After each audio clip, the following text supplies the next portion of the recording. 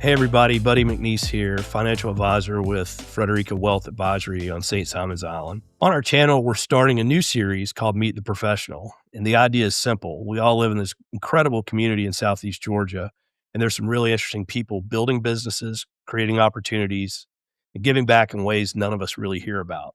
So every now and again, we're going to sit down with some of those people and just have a conversation about what they do, how they got there, and what drives them. Today, we're really excited about our first guest. I'm sitting down with Michael Gowen, one of the owners of Southeast Adventure Outfitters. If you've ever wanted to kayak the marsh, explore the rivers, or just experience the outdoors around here in ways most people don't do, Michael is the guy who can make that happen. But that's not all. Michael also helped create a nonprofit climbing gym that's introducing kids and adults in our area to climbing in the outdoors. So today we're going to talk about adventure, entrepreneurship, the outdoors, and why he's passionate about giving back to the community. Michael, thanks for being here. Oh man, it's an honor. Thank you. So start off, what is Southeast Adventure Outfitters and how'd you start and what are your favorite things about it? Oh man.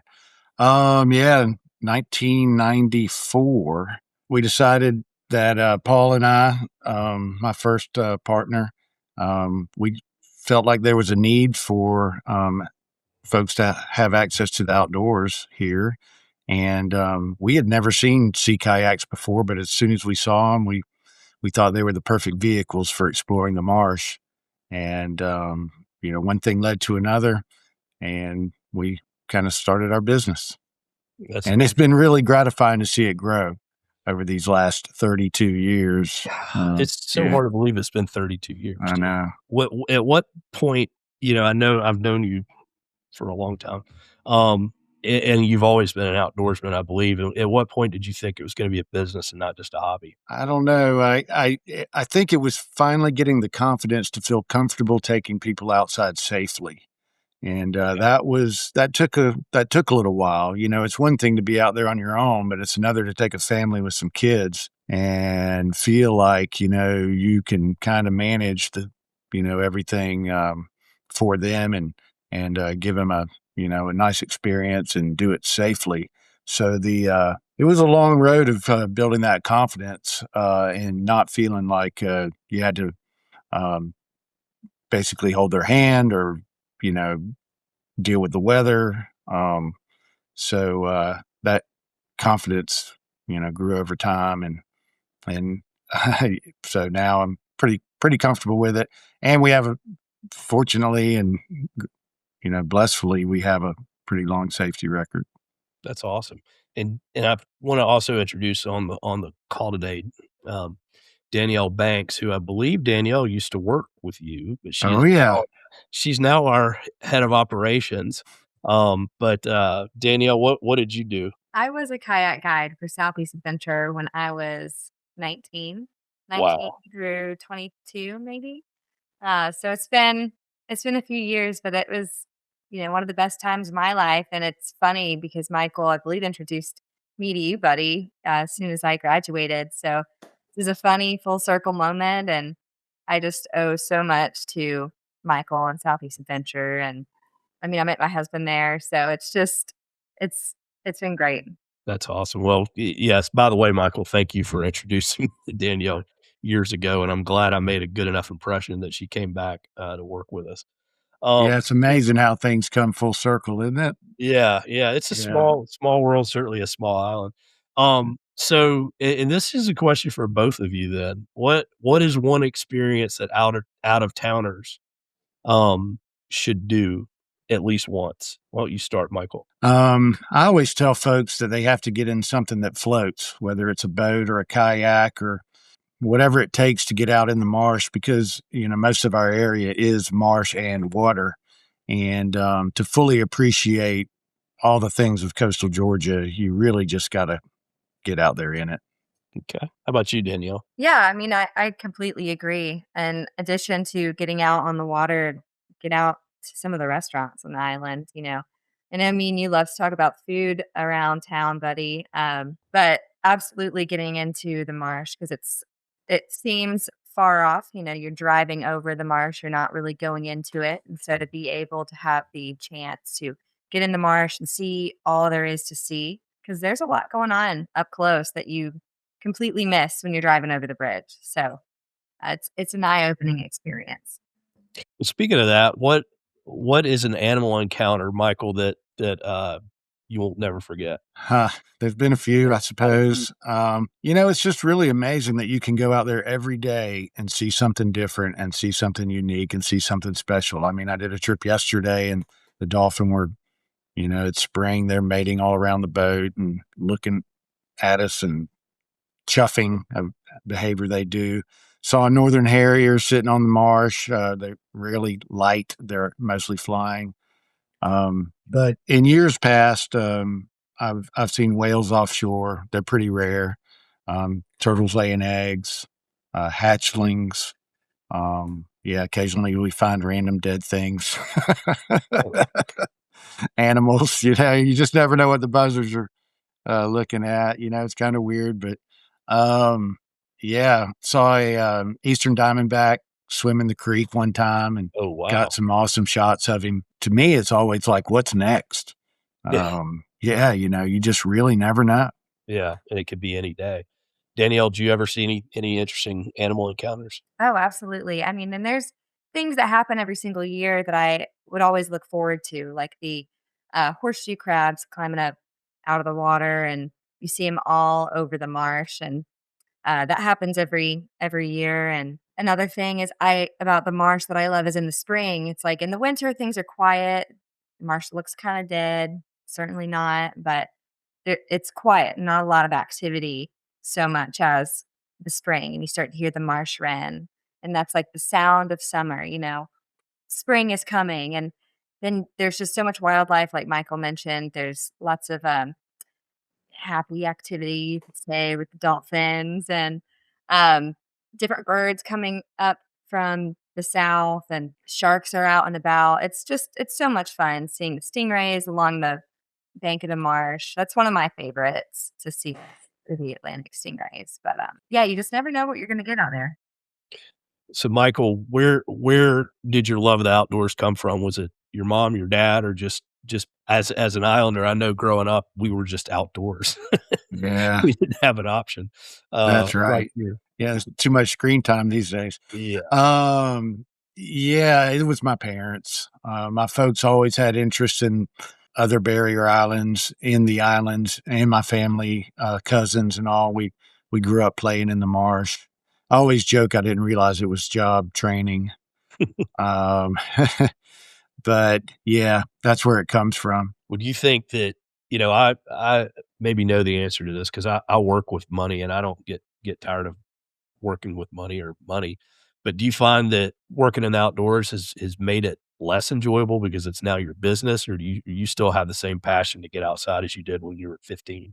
I always say there's a heck of a lot worse things to be doing than driving a boat and pointing out history and nature.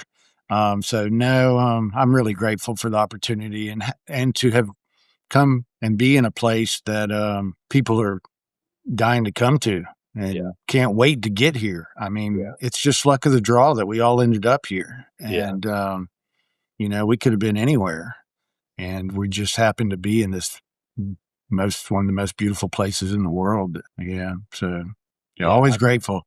I take it for granted often, but anytime I travel and I come back home and driving over the causeway, it's pretty easy to be reminded of how beautiful it is for sure. And I think I need to get into the marsh a little bit more so I can appreciate that even more. So maybe I'll have a kayak tour on my there you go. Future very soon. So what is the biggest risk that you've taken in business or even nonprofit, either one? Well, when we were starting Southeast, we had a group coming down from up north that had called from Alfred University in upstate New York, and we didn't have any kayaks or anything, and they were coming for spring break to do a 7-day kayak expedition. And so we went around to the banks and tried to borrow $10,000 so we could buy kayaks in time for this trip to happen.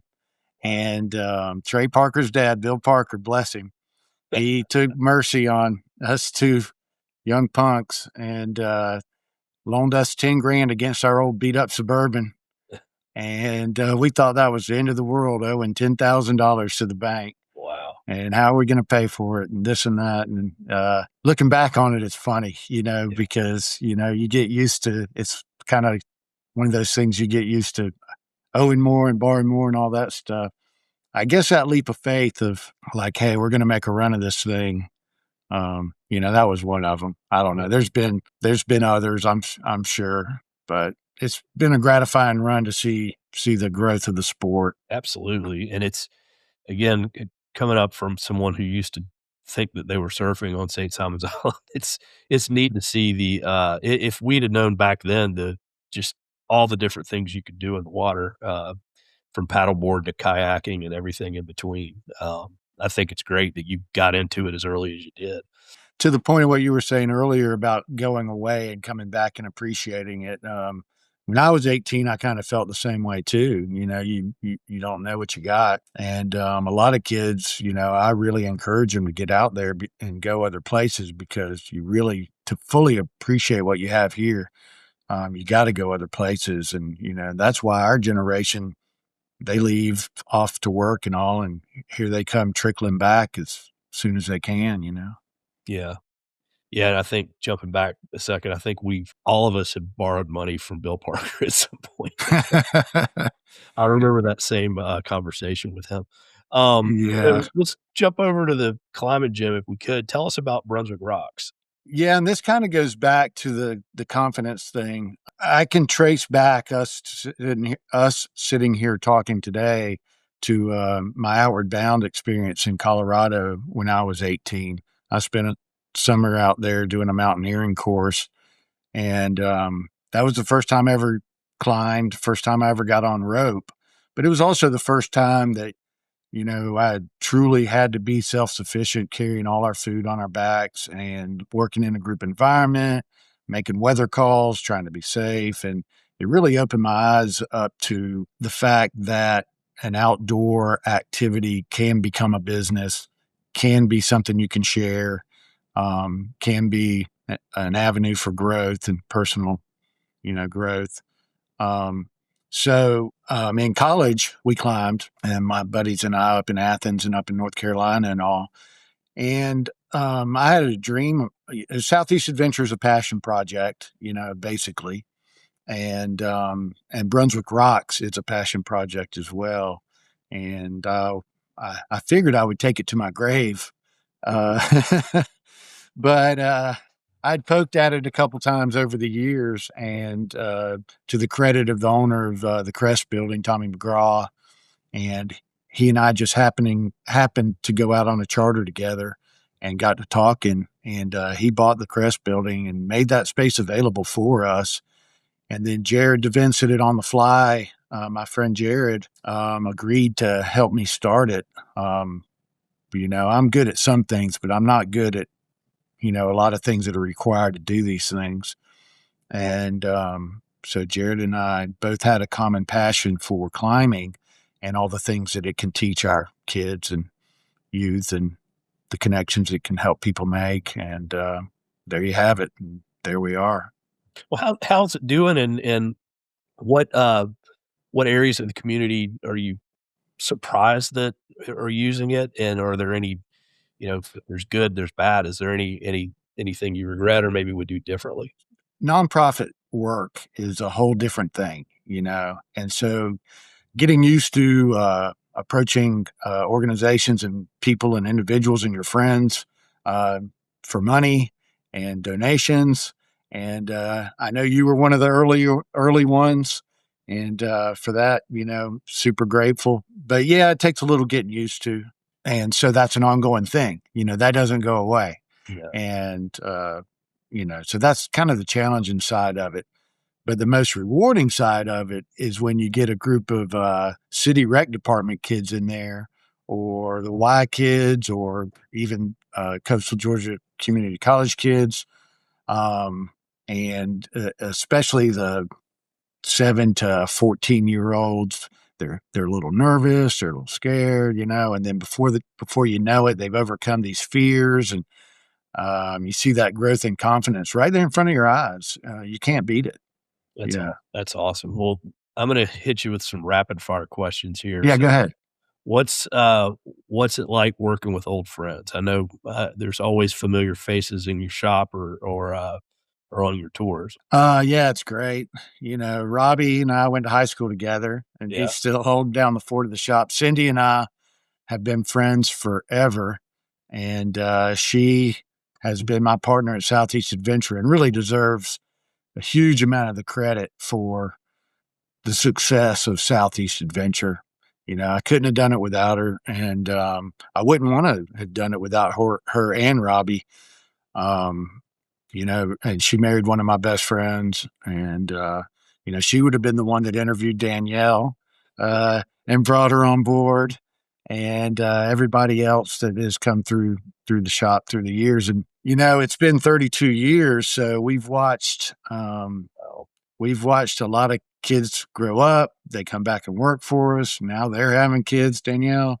You know, so one of the best things about the whole business over the years has been not only our coworkers that, you know, we all love and cherish and they're all family, but our customers have become our families too. And yeah, so I wouldn't trade all the really, really cool. I've always said our door of our shop is a heck of a filter. Okay. It filters out humanity Yeah. down to the folks that really love what we're doing. That's awesome. And that filter works pretty good. Yeah, it seems like it that long you'd have to. So this is I guess one for both of you as well. So and I think I know the answer. Kayak or paddleboard? What's your favorite? Personally. That's funny because when you asked me that before, I had to think about it because I don't really paddleboard, but my favorite form of fishing is off a paddleboard or a hybrid paddleboard kayak. So I'm standing up, but I'm poling it through the marsh, Okay. side casting to tailing redfish on the big tides when, you know, all the conditions come together. So, you know, if you ask, like, what's your favorite thing to do in the marsh? I would probably tell you stand up on a VersaBoard, pull it through the marsh, and try to find tailing redfish, which is technically not really paddleboarding, but if I had to do it on a paddleboard, I would. Yeah. But other than that, kayaking, I guess, is, you know, where I would have to go as far as like, let's go somewhere in the marsh and go see something. I'm going to probably want to go in a kayak. Yeah. Paddleboard seems more like exercise to me than mobility. And I also would say that we've always been of a mind that if it floats and it's fun, that's all that really matters. Good. You know, people get caught up on like having the latest, greatest, or as humans, we're really good about complicating things. Like, hey, I got a kayak. Oh, let me put a motor on it. Oh, let me put some electronics on it. Oh, let me, you know, when really a paddle and the boat is kind of all you really need. Yeah. Keep it simple. How about you, Danielle?